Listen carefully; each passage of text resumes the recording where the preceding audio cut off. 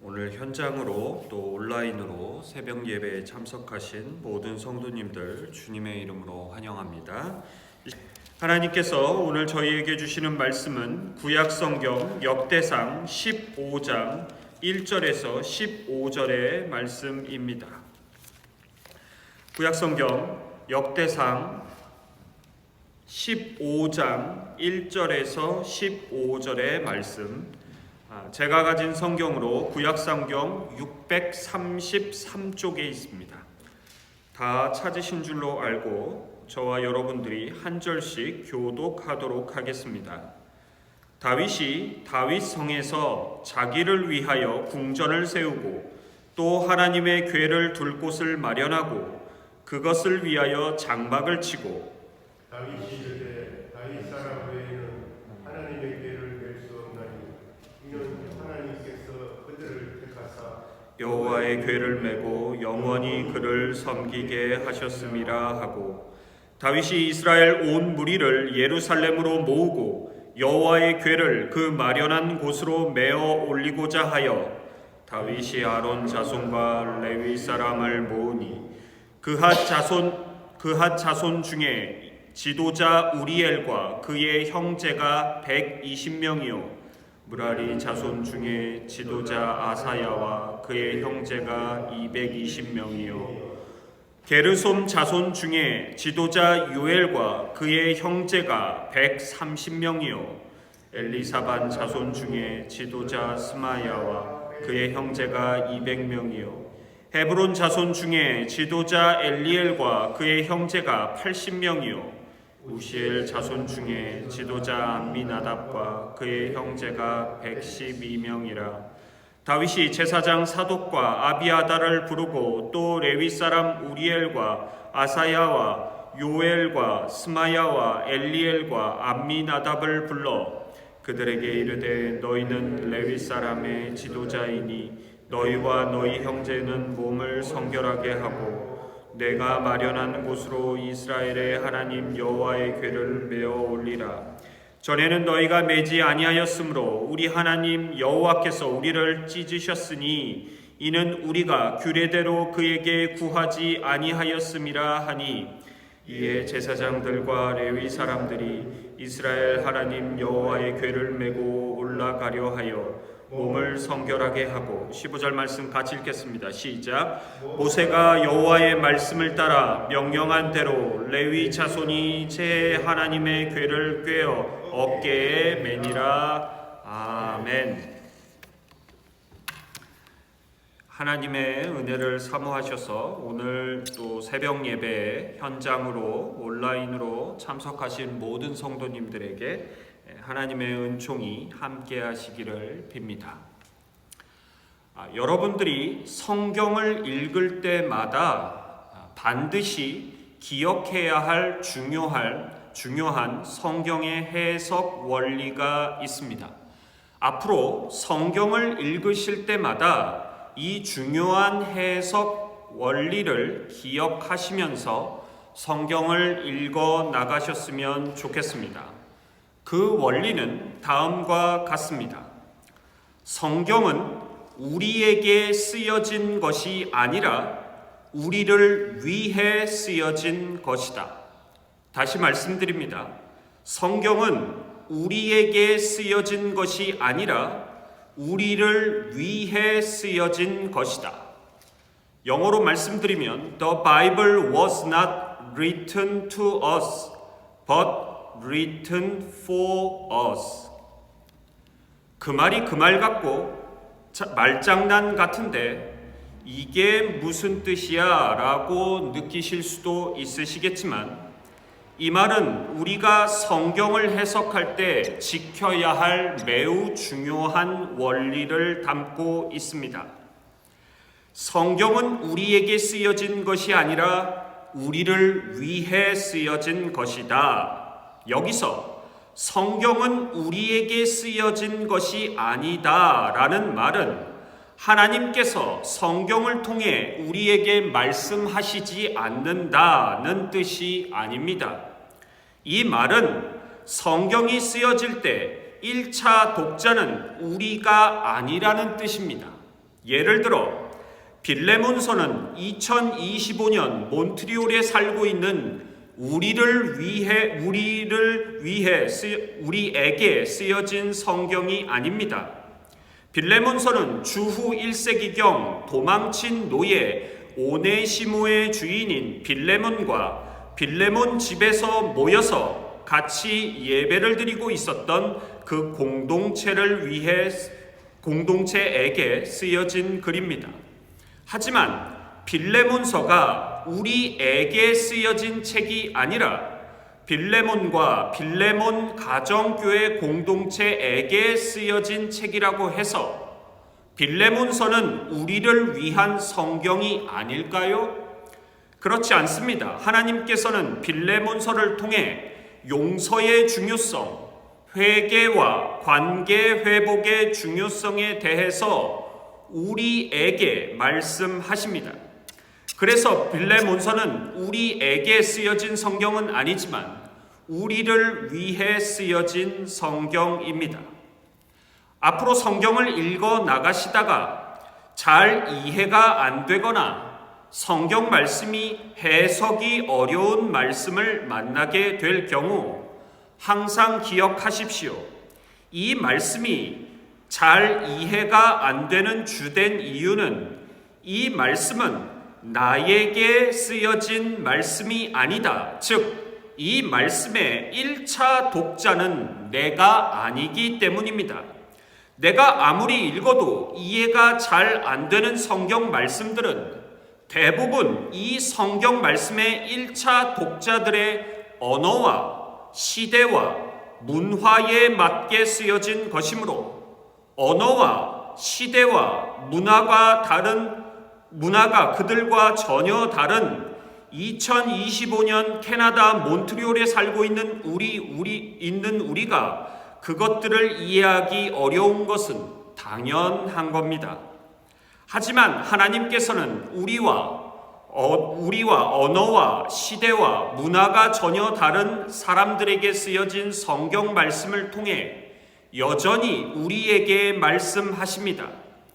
우리에게 쓰여지지 않은 성경을 어떻게 우리를 위한 성경으로 읽어낼 수 있는지 도와주는 것이 바로 설교요 또한 성경 공부입니다. 그래서 설교와 성경 공부는 매우 중요한 겁니다. 그러므로 목회자들은 일종의 트랜슬레이터, 즉 번역가들이라고 할 수 있습니다. 성도님들에게 우리에게 쓰여지지 않은 성경을 우리를 위한 성경으로 번역해 주는 것이 목회자들의 주된 사명입니다. 오늘 본문 역대상 15장 말씀도 마찬가지입니다. 역대상 15장까지 읽어나가다 보면 지루하고 아무 은혜도 안 되는 족보 이야기, 별 관심도 없는 언약궤 이야기가 계속해서 나옵니다. 역대상 15장을 읽으며 속으로 이런 생각이 여러분들께 들지도 모르겠습니다. 지겹게 또 언약궤 또 족보 이야기네. 언약궤 본 적도 없고 그 앞에서 예배드린 적도 없는데 도대체 언약궤가 나하고 무슨 상관인가? 성경은 우리에게 쓰여진 것이 아닙니다. 즉 오늘 본문 역대상 15장은 2025년 몬트리올에 살고 있는 기독 한인들에게 쓰여진 것이 아닙니다. 오늘 본문은 이스라엘이 멸망하고 바벨론, 페르시아 제국에서 70년 동안 포로 생활하다가 이스라엘 땅에 돌아온 포로 귀한 민들에게, 즉 포로 귀한 민들을 1차 독자로 하여 쓰여진 책입니다. 우리에게 쓰여진 책이 아닌 역대상 15장이 그럼 어떻게 우리들을 위한 책이 될 수 있을까요? 이스라엘 포로 귀한민과 2025년을 살고 있는 우리 사이에 여러분 한 가지 중요한 공통점이 있습니다. 이스라엘 포로 귀한민들 중에 최연장자들 극소수를 제외하고는 대다수의 포로 귀한 민들은 우리처럼 언약궤를 본 적도 없고 언약궤 앞에서 예배를 드려 본 적도 없는 사람들입니다. 언약궤는 바벨론이 이스라엘을 멸망시킬 때 파괴되었던지 또는 실종되어서 역사에 다시는 등장하지 않기 때문입니다. 우리도 그리고 1차 독자인 이스라엘 포로 귀한민 대부분도 본 적도 또 그 앞에서 예배드려 본 적도 없는 그 언약궤 이야기를 왜 역대상 기자는 오늘 본문 역대상 15장에서도 또 계속해서 반복하고 있을까요? 지금 역대상의 1차 독자들이 서 있는 땅이 어디입니까? 하나님께서 약속하신 젖과 꿀이 흐르는 가나안 땅입니다. 그런데 가나안 땅 정복의 중심에 항상 언약궤가 있었습니다. 여호수아 3장에 가보시면 이스라엘이 본격적으로 가나안 정복 전쟁을 위해 요단강을 건너가는 장면이 나옵니다. 그때 제사장들과 레위인들이 언약궤를 메고 요단강에 발을 디디는 순간 요단강이 갈라지는 기적이 일어나 이스라엘 백성들이 요단강이 갈라지고 난 뒤 나온 마른 땅을 밟고 지나갑니다. 제2의 홍해의 기적이 언약궤를 통해 일어났다는 말입니다. 뿐만 아닙니다. 가나안 정복 전쟁의 첫 전쟁인 여리고성 전투에서 언약궤를 앞세워 하루에 한 바퀴씩 여리고성을 돌았고 마지막 7째 날 여리고성을 7바퀴 돌고 소리를 지르니 난공불락의 성 여리고성이 무너져 정복하게 되었습니다. 언약궤가 여리고성 전투의 승리의 중심이었다는 말입니다. 그리고 다윗 왕 시절에 언약궤는 드디어 예루살렘에 오게 되었고 그리하여 이스라엘은 가장 영광된 시기인 최전성기를 구가하게 되었습니다. 역대기서 기자는 바로 그 점을 독자에게 말하고 있는 겁니다. 당신들에게 지금 언약궤는 없지만 언약궤로 상징되는 하나님의 임재가 머물렀던 곳마다 어떤 놀라운 역사들이 일어났는지를 기억해 보시오. 지금 예루살렘 성벽도 성전도 모두 불타버렸고 언약궤도 사라져버린 황폐한 땅에 여러분들이 비록 살고 있지만 다윗이 언약궤를 그토록 갈망하여 이스라엘의 큰 영광과 복이 임했던 것처럼 포로에서 돌아온 여러분들에게 유일한 희망은 언약궤로 상징되는 하나님의 임재라는 사실을 잊지 마시오. 이 메시지는 2025년을 살고 있는 우리에게도 동일하게 중요합니다. 교회의 희망은 그리고 우리 삶의 유일한 희망은 하나님의 임재, 하나님의 함께 하심입니다. 다른 희망은 없습니다. 특별히 다음 세대의 부흥을 사모하고 갈망하는 우리 교회에게 가장 중요한 것은 하나님의 임재입니다. 사도행전 2장 47절이 이를 정확하게 증거하고 있습니다. 제가 봉독해 드립니다. 하나님을 찬미하며 또 온 백성에게 칭송을 받으니 중요합니다. 주께서 구원받는 사람을 날마다 더하게 하시니라. 초대교회에 사람이 날마다 더해지는 폭발적인 양적 부흥이 임한 건 초대교회 사람들이 아니고 주님께서 하신 겁니다. 우리 교회 다음 세대의 부흥 역시 주님께서 친히 행하셔야 합니다. 그러려면 주님께서 우리 교회에 임재하셔야 합니다. 오늘 본문 역대상 15장은 우리에게 한 가지 더 중요한 포인트를 던져주고 있습니다. 역대상 13장에서 왜 다윗이 언약궤를 예루살렘으로 옮기려다가 실패했습니까? 단순합니다. 간단합니다. 하나님의 언약궤는 반드시 레위인 중에서 고앗 자손들이 그들의 어깨에 직접 메고 운반해야 했습니다. 그런데 다윗은 이 하나님의 명령을 깡그리 무시하고 새로운 수레를 만들어서 거기에 하나님의 언약궤를 싣고 소를 통해 운반하다가 웃사가 죽게 되는 참사를 겪게 됩니다. 그런데 이와 반대로 오늘 본문 역대상 15장에서는 다윗성 옆에 마련한 다윗의 장막으로 하나님의 언약궤를 옮기는 데 드디어 성공하게 됩니다. 그 성공의 이유가 뭘까요? 오늘 본문 역대상 15장 15절 말씀에 잘 나타나 있습니다. 자, 우리 같이 오늘 본문 역대상 15장 15절의 말씀 우리 같이 한번 읽겠습니다. 시작. 모세가 여호와의 말씀을 따라 명령한 대로 레위 자손이 채 하나님의 궤를 꿰어 어깨에 매니라. 아멘. 다윗이 여호와의 말씀을 따라 명령한 대로 했기 때문입니다. 바로 여기에 하나님께 드리는 예배에 대한 핵심 가르침이 등장합니다.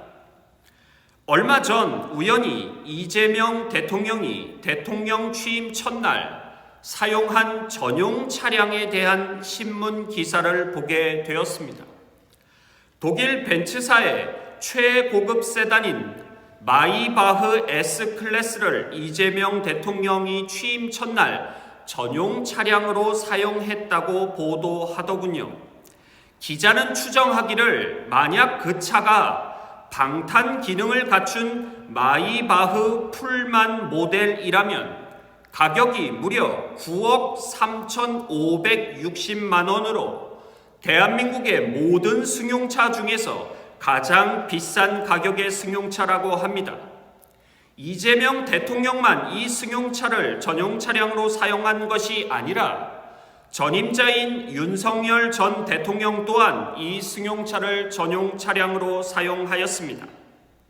여러분, 한 나라의 대통령들을 위해서도 9억 원이 넘는 최고 가격의 승용차를 사용하는데 다윗이 대통령도 아니고 만왕의 왕이신 하나님의 언약궤를 운반하기 위해 새 수레를 만들고 새 수레를 준비했을 때는 얼마나 값비싸고 얼마나 화려한 새로운 수레를 준비했을까요? 다윗은 역대상 13장에서 대체 왜 하나님의 말씀 그대로 언약궤를 사람들의 어깨로 운반하지 않고 새로운 수레를 만들어 거기에 언약궤를 싣고 운반했을까요? 성경에는 그 이유가 나오지 않지만 그것이 고핫 자손들이 어깨에 메어 운반하는 것보다 훨씬 빠르고 편리하고 사람들 보기에도 더 화려하고 아름답기 때문이 아니었을까요? 바로 이것이 우리가 하나님께 예배 드릴 때 쉽게 빠질 수 있는 함정입니다. 성서학자 스캇 한은 다음과 같이 말합니다. 잘 들어보십시오. 역대상 13장과 역대상 15장 이야기의 교훈은 하나님을 예배함에 있어 새로움이나 개인적인 창의성은 설 자리가 없다는 것이다. 하나님은 자신이 정하신 방식 그대로 예배 받기를 원하신다. 앞으로 AI가 우리의 예배를 우리가 상상하지 못한 방향으로 이끌어 갈 것입니다. 이미 그 조짐들은 우리 삶에 나타나고 있습니다. 예를 들어 얼마 전 제가 잘 아는 목사님 이야기를 들어보니 우리는 보통 주일 예배 담임 목사님 설교를 다시 듣고 싶으면 교회 유튜브 채널에 들어가서 담임 목사님 설교 영상을 봅니다.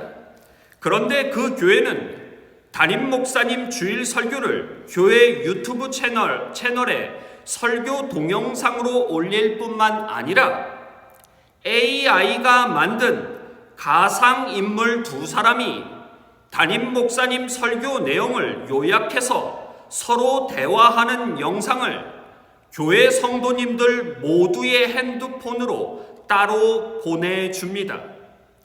AI를 비롯한 첨단 기술이 앞으로 더욱더 우리는 생각하지도 못하고 경험해보지도 못한 창의적인 예배를 가져올 것이라는 말입니다. 특별히 첨단 기술에 익숙한 MZ세대, 젊은 세대의 부흥을 위해선 우리 교회 역시 이 부분을 고려해야 합니다. 하지만 오늘 본문은 분명하게 우리에게 선포합니다. 하나님께 드리는 예배에 있어서 인간의 창의성과 기술이 하나님의 말씀의 다스림을 벗어나면 그 예배는 하나님께서 받지 않으시고 오히려 진노하십니다. 다윗의 새 수레로 대표되고 상징되는 최첨단의 기술, 인간의 창의성이 아무리 우리 눈에 좋아 보여도 하나님은 하나님께서 정해 놓으신 방법대로 예배드리는 예배를 받기 원하십니다. 인간의 창의성이 하나님의 말씀의 다스림에서 벗어나면 우리 교회는 최첨단의 예배를 드리고 앞서가는 예배를 드리는 교회다라고 아무리 자랑하고 떠벌려도 하나님은 그 예배를 받지 않으시고 다윗에게처럼 진노하십니다. 하나님이 정해 놓으신 하나님의 말씀 그대로 예배를 드려서 하나님께 온전한 예배자로 서는 우리 몬트리올 한인연합교회 그리고 우리 모두 특별히 우리 다음 세대들이 되기를 예수님 그 귀하신 이름으로 기원합니다. 아멘. 기도하시겠습니다. 하나님, 저희들은 언약궤를 본 적도 없고 언약궤 앞에서 하나님께 예배를 드려본 적도 없습니다. 그러나 주님, 오늘 본문을 통해 다윗이 왜 그토록 언약궤를 갈망했는지 깨닫게 하심에 감사합니다. 다윗은 언약궤로 상징되는 하나님의 임재, 하나님의 함께 하심을 그토록 갈망했음을 깨닫게 하시니 감사합니다. 주님, 우리 교회에도 다윗이 열망했던 하나님의 임재가 필요합니다. 특별히 다음 세대의 부흥과 회복을 위해 우리가 기도하고 있는데 다음 세대의 부흥은 또 몬트리올과 우리 몬트리올 한인 연합교회의 부흥은 사람들이 일으키는 것이 아니고 오직 주님께서 일으키시는 것임을 믿습니다. 아멘. 주님, 그러하기에 주님의 임재하심, 주님의 함께하심을 오늘 본문의 다윗에서처럼 우리도 간절히 사모하기를 원합니다. 우리가 방금 찬양했듯 고마워라 임마누엘, 고마워라 주님이 우리와 함께하심, 고마워라 주님이 우리에게 임재하심 임마누엘, 이게 그냥 곡조로 습관대로 부르는 찬송이 되지 말게 하시고 우리 존재의 중심에서 간절하게 터져나오는 곡조 있는 기도가 되길 원합니다. 고마워라 임마누엘, 간절히 기도합니다. 임마누엘의 은혜를 우리 교회에 허락하셔서 주님께서 친히 다음 세대의 회복과 부흥을 허락하여 주시옵소서. 주님, 특별히 다음 세대의 부흥과 회복을 위해 기도하고 또 준비하다 보면 주님, 우리에게 첨단 기기와 첨단 정말 기술이 필요합니다. 다윗의 새 수레를 통해 상징되는 그 첨단 기술, 그 AI 기술 우리도 우리 교회와 예배에 수용하고 또 활용해야 합니다. 하지만 우리 교회가 인간의 첨단 기술과 창의성을 활용하지만 언제나 첨단 기술과 인간의 창의성이 하나님의 말씀의 지배 아래에 있는 예배가 되게 하여 주옵소서.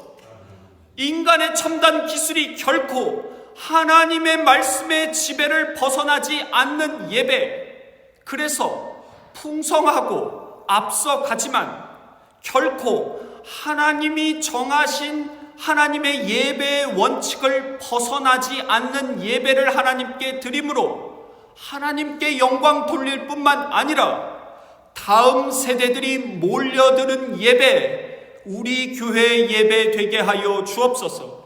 귀하신 예수 그리스도의 이름으로 기도드립니다. 아멘.